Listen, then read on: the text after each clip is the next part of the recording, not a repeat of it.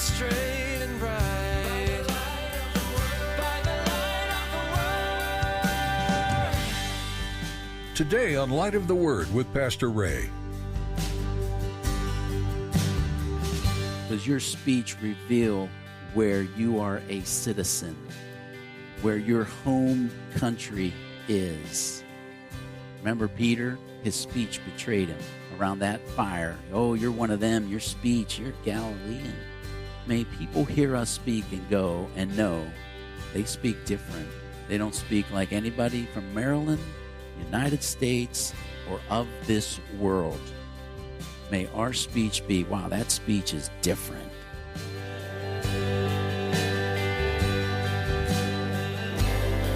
Open your heart to us, Lord, so we can know your word. We come before you, Jesus. Speak to our hearts as we discover your love for us. How wide, how deep, how far. Pour into us so we can learn to follow. One surrender at a time. You have made the way for us to know you. A path that's straight and bright. By the light of the Word. When was the last time that someone's words hurt your feelings? Or were their words a surprise to you? Today, Pastor Ray will encourage you to think about what you say before you say it. Your words have power to point others to Jesus or turn them away from God. Pastor Ray will remind you that people know that you are different by the words that you choose to say or not to say. Your words can cause others to not even know that you are a Christian, or your words can be filled with encouragement and love for others. Well, let's join Pastor Ray in the book of Judges, chapter 12, for today's edition of Light of the Word. When the people of Israel came and says, will you lead us into this battle? And he says, if the Lord will deliver us. And here he is, he's making the positive statement, the Lord delivered them into my hand. Hey, I asked you to come fight. You wouldn't join me. I crossed over it at the stake of life and death, but the Lord brought the victory. The Lord showed up and victory was brought. The Lord delivered me. That's what faith is. What is faith? Back in Judges 11, he knew God was going to do something. I don't know how this is going to work out. All I know is God's going to do something. Hebrews 11, verse 1, now faith is the substance of things hoped for, the evidence of things not seen. This man ends up in the hall of faith because of this story that we read about him. Disregard the foolish vow and all those things, but just right now, look at him stepping up, going to war. I don't know how this is going to happen. I don't know how God's going to do this, but I believe God's going to do something. And that's what faith is. That's literally what faith is as you look at this. I think of Noah. I don't know what rain is. Never heard of it. Ark? Never heard of that. But God said he's going to do something. I don't know what it is. So I'm going to go get my hammer and I'm going to go get my saw. And then we got Abraham. I don't see a great nation in me, not in these old bones. But you said you're going to make a great nation. So you know what? I'm going to pull tent stakes. I'm going to start looking for this city whose builder and maker is God that you speak of. Moses, I don't know how I'm going to defeat the greatest military might in the world. I was there. I know the power of this army. I don't know how you're going to defeat them, but I know you're going to do something, Lord. So I'm going to go grab my staff, and I'm going to head down and see Pharaoh. Joshua, these walls, impenetrable. I don't know how you're going to give us victory here. I don't know how you're going to give us a victory over this place that no one has been able to overthrow because of the power of these walls. But you know what? I'm going to grab the trumpet. I'm going to grab the worship team. We're going to get our shoes on. And we're going to start marching. Gideon, I don't know how I'm going to defeat 135,000 well-equipped, fully armed Midianites. But I know you're going to do something, Lord. So I'm going to go grab some trumpets and torches, and we're going to go find out. And then here's Jephthah, same story. You know what's interesting is, and the application for us today is, in faith, no one knew what the outcome was. None of these men that I just mentioned knew the outcome, all mentioned in the Hall of Faith. But they all did something that we can see, is they started to move. They didn't wait and say, I don't know what you're going to do, so I'll wait and see. They responded and started to move even before they could see what God was going to do. Faith. Now, faith is the substance. It's there. I don't know how. It's the thing to hope for. I expect you to do something. The evidence, the confidence of things not seen. I expect you to do something, Lord. I don't know what it is, but I'm stepping out. Maybe God's calling you to some type of faith step. Maybe you've been sitting there and God's been speaking to you, whatever that may be, entering into a ministry, stepping out in some new thing that God has called you to. What we see is faith is, I know you're going to do something, Lord. You've spoken it. I know you're telling me, so I'm going to get it in motion.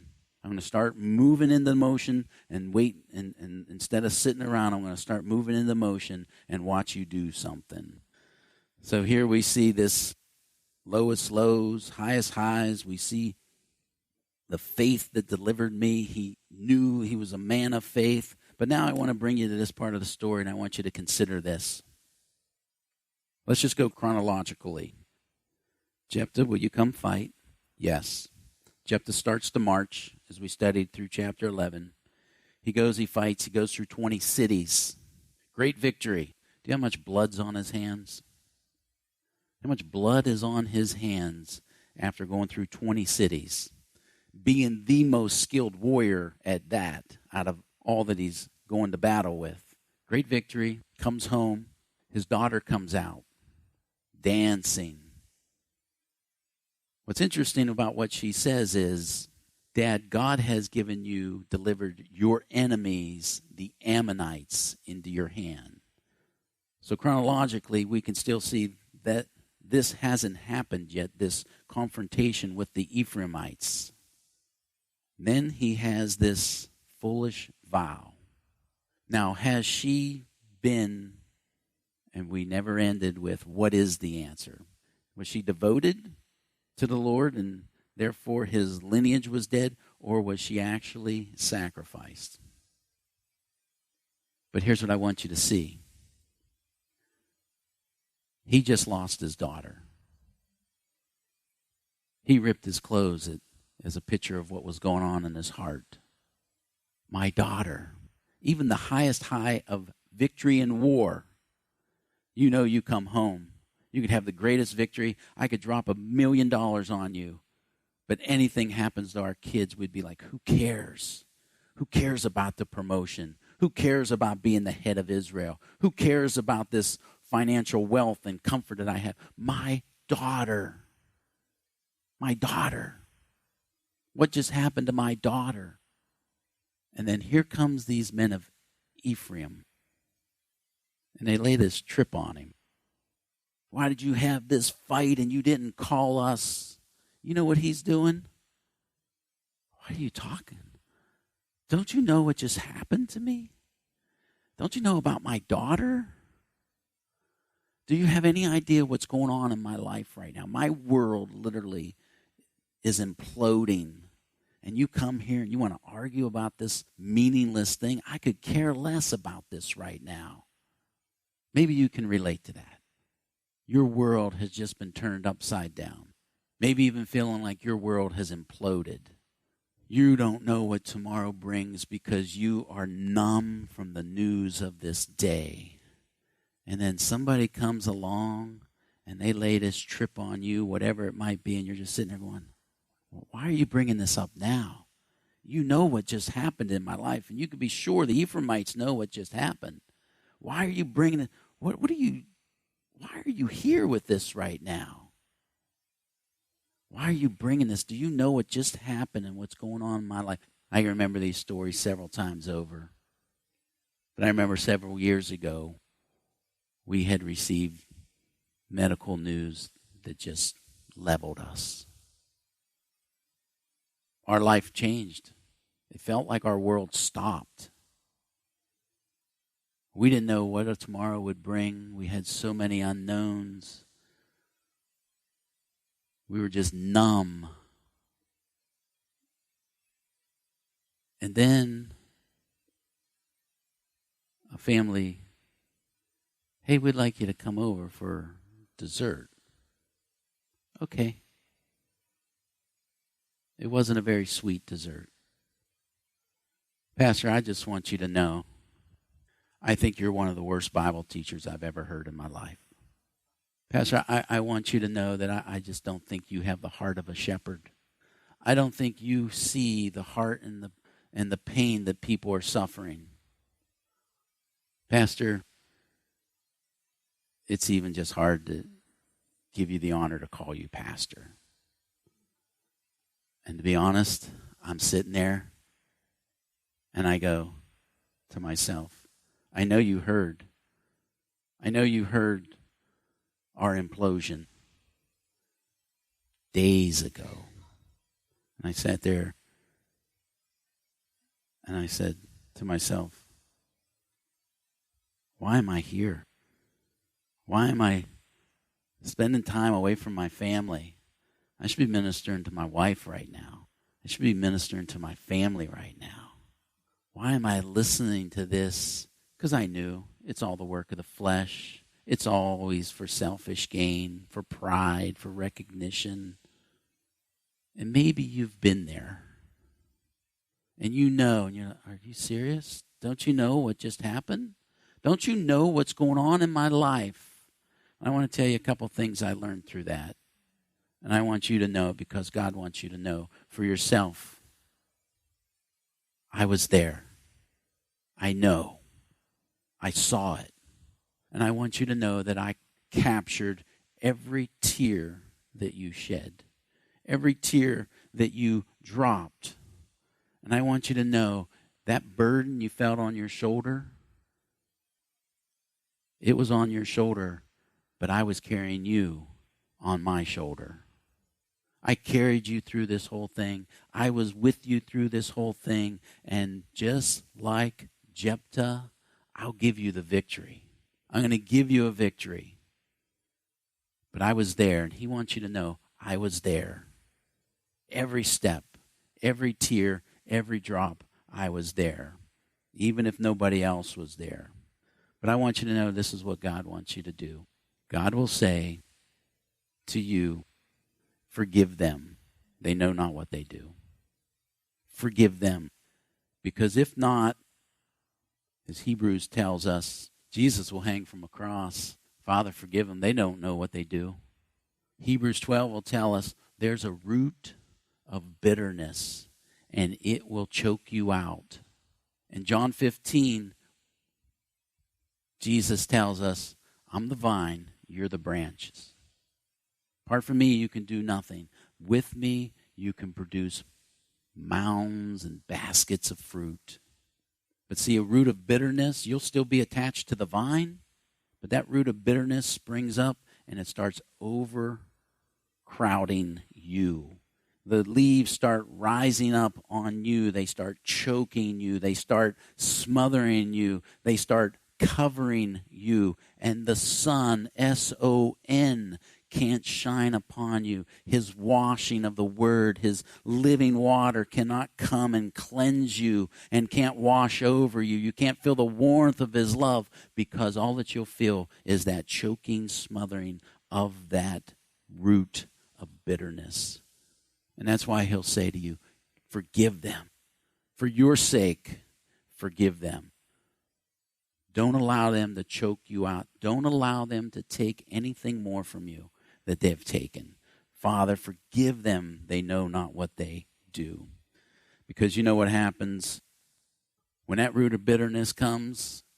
The fruit that you're to bear is the fruit of the Spirit. And if you're choked out, love's choked out.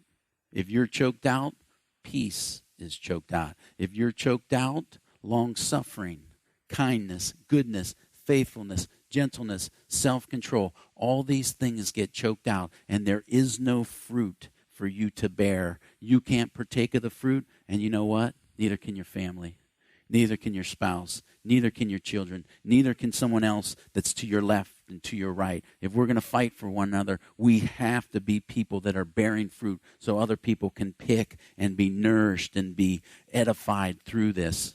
Two things. I was there. I carried you. And secondly, forgive them. And thirdly, you never know what that person to your left or to your right's going through. As we say this often, you think everybody in this room got it together, don't you? If we started going through and people giving their stories, you don't know what I'm going through right now. And I know so many of your stories. And I know the pain that you're suffering. I know the hardship that you're under. I know the stress that's pushing against you. And so this ties back to what we said last week. Before we speak, is every word anointed and inspired? Because I don't know what that person's going through. And if I go and I lay some trip on them, I have no idea what's going on in their marriage. I have no idea what's going on with their health. I have no idea what's going on with their children. But if I pray and I seek the Lord, and I'll tell you this, as we're praying one for another, so many things we're going to, who cares about that? Who cares about that? And if the person's a non-believer, then you just have to put it into this balance. The non-believer that's come against you and laid these things out in your life, you have to look and go, so what? If this person doesn't change, they're perishing, and they will continue to perish, and they will die into an everlasting fire of the hells of judgment. Who cares about what you said to me? Who cares how you offended me? And who cares that you bring these things? 3 things that I learned through that and just want to share with you. But we'll finish our chapter. Verse 4 through 6. Now Jephthah gathered together. He gave them the opportunity to stand down. Pride leads to destruction. Now Jephthah gathered together all the men of Gilead, and he fought against Ephraim, and the men of Gilead defeated Ephraim, because they said, you Gileadites are fugitives of Ephraim among the Ephraimites and among the Massonites. The Gileadites seized the fords of the Jordan before the Ephraimites arrived, and when the Ephraimites who escaped said, let me cross over, the men of Gilead would say to them, are you an Ephraimite? If he said no, then they would say to him, then say Shibboleth. And he would say Sibboleth, for he could not pronounce it right. Then they would take him and kill him at the fords of the Jordan. There fell at that time 42,000. We're all we got, Christian. They got to fight the rest of the world to stay free and to stay strong. And the family just reduced their ranks of warriors by 42,000. How sad. How sad. But here this story is, obviously they had a dialect, and it was hard for them to say these type of words, Shibboleth. So the best they could get is Sibboleth. And so their speech dimed them out of who they were actually, where their country really was, where they called home. And the liking of this, if I was crossing over, being from western Pennsylvania, and there was this running stream, and that's what Shibboleth means, running stream. And if they said to me, what is that? Starts with a C. Who can pronounce it for me? Creek. If they said to me, what is that? I go, that's a crick. And I'm a dead man. Because in Pittsburgh, they're called cricks. Don't ask me why. Don't ask me how we get there. It's a creek. It's a creek. And that's what's going on here. But you know, there's a beautiful story that can be seen through this. And I'm just going to make a quick point about it. Christian, does your speech reveal your country? Does your speech reveal where you are a citizen? Where your home country is? Remember Peter? His speech betrayed him. Around that fire. Oh, you're one of them. Your speech, you're Galilean. May people hear us speak and go and know they speak different. They don't speak like anybody from Maryland, United States, or of this world. May our speech be, wow, that speech is different. They don't speak like the rest of us. They don't use this coarse language. They don't tell these vulgar jokes. They don't use these words that everybody knows what they really mean, but now they're trying to use them in a Christianese way. May people listen to our speech and go, this guy's different. This girl's different. What is it about them? And as I like to say, may our speech be seasoned with salt, that people go, I don't know what it is about them, but they speak differently. When they speak to me, I feel warmth. When they speak to me, I feel like they actually know me. I'm reminded, man, we were doing street ministry, and this one person would go up and meet people. Hey, how are you doing? And the person would just stop and talk, and I would talk to Renee. I go, for the first 10 people, I thought she knew that person. And the people literally stopped and were like, you could read their mind, do we know each other? But the way that person talked and the way that person greeted, they could just sense, wow, this person is connecting to me right now. And I just pray that's how we speak. That people know there's something, when they speak to me like I'm special. They speak to me like I mean something to them. You know, there's a whole world out there right now that just feels nobody cares. There's wives who go, my husband doesn't care. I go home, we don't talk. There's husbands who go home, my wife talks to everybody, but we don't have any connection. There's people going through this whole world that just feel like no one even sees them, but then we speak to them. Seasoned with salt. What I say, Psalm 34:8. Oh, taste and see that the Lord is good, because they're going to go, I want a taste of that apple that you're eating, because, man, it's something sweet. Verse 7 through 15, just so we can track these judges. And Jephthah judged Israel 6 years. Then Jephthah the Gilead died, and he was buried among the cities of Gilead. After him, Ibzan of Bethlehem judged Israel. He had 30 sons, and he gave away 30 daughters in marriage and brought in 30 daughters from elsewhere for his sons. He judged Israel 7 years. Then Ibzan died, and he was buried at Bethlehem. Verse 11, after him, Elon the Zebulite judged Israel. He judged Israel 10 years. And Elon the Zebulite died and was buried in Ajalon in the country of Zebulun. And after him, Abdon the son of Hillel, the Pirathonite, judged Israel. He had 40 sons and 30 grandsons who rode on 70 young donkeys. He judged Israel 8 years. And as we studied, what we're seeing here is a family who's taken on the ministry along with what Dad was called to. In verse 15, then Abdon the son of Hillel died, the Pirathonite died, and was buried in Pirathon in the land of Ephraim in the mountains of the Amalekites. What you see here, we see 3 more judges.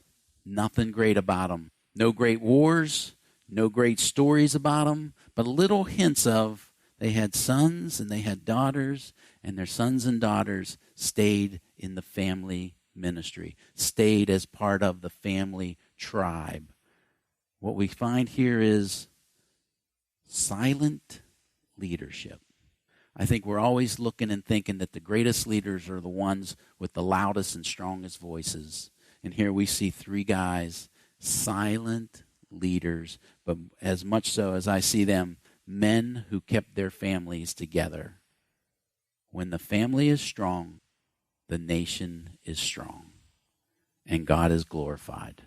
When the family is strong, then the nation will be strong. We read in the book of Judges, these men, their families were strong, and the nation of Israel was strong and at peace. And so a calling for us as dads to stay silent leaders, quiet leaders, but strong leaders, keeping our family alive and well. You have made the way for us to know you, a path that's straight and bright. By the light of the word.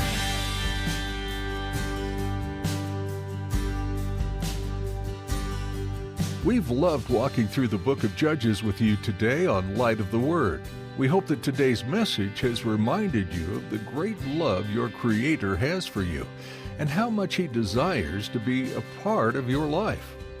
As you've been listening to Pastor Ray's message today, you may have found there's some questions you'd like answered.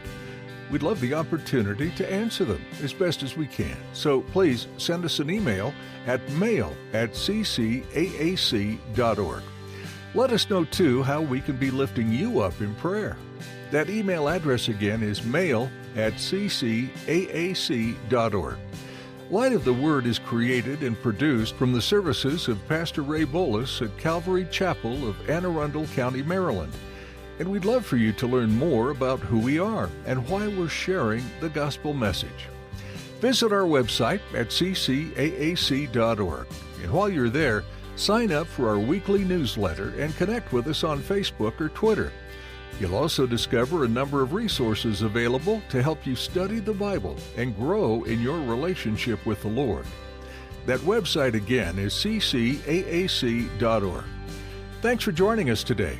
Our time with you has come to a close, but we encourage you to continue reading in the book of Judges. We hope you'll join us again here on Light of the Word, illuminating the heart of God. You have made